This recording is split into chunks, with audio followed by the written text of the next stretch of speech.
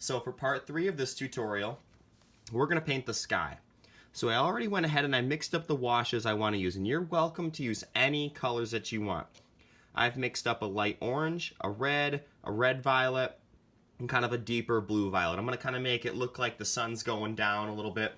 So once you have your washes made, and take your time to do that, I'm going to take my brush now, I'm going to take my water, and I'm just going to paint over top of the paper. And I got a little bit of orange in that, but that's fine. I'm going to paint over top of my paper with just a nice clean layer of water. I don't want to paint the horizon line. We're going to keep that white because, you know, snow.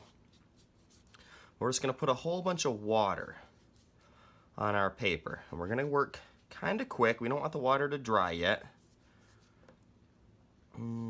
So take your time with this. Don't feel like you have to rush. The watercolor paper is going to absorb a little bit of the water, but it's going to keep a lot of it on the surface to use. And once we have that first layer of water, then the fun kind of begins. So I'm going to start with my orange here, dip my brush in my wash, and I'm just going to kind of let that paint do what it does best with this water, and just kind of dab that on. Excuse me for a second.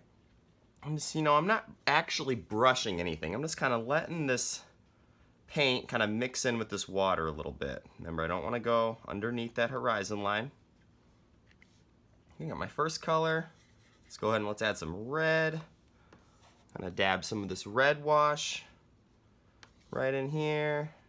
Let's make it a little bit more red. There we go. Kind of let that blend naturally a little bit.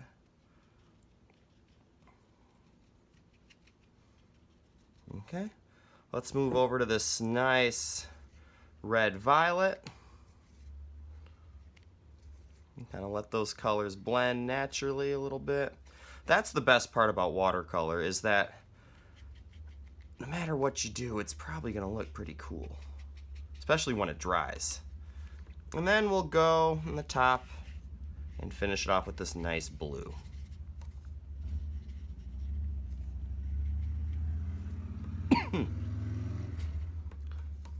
And if you've got some water pooling like I do, that you can see because, the paper might warp a little bit, a couple different things I can do with this is I can kind of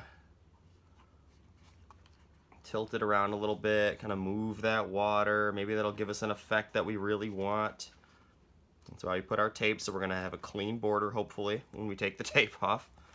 And once you've got your sky looking, kind of a way that you like, I'm gonna kind of fill in some of these gaps with my brush. Yeah, if you've got any white gaps on your paper where the paint's not taken, feel free to fix that yourself.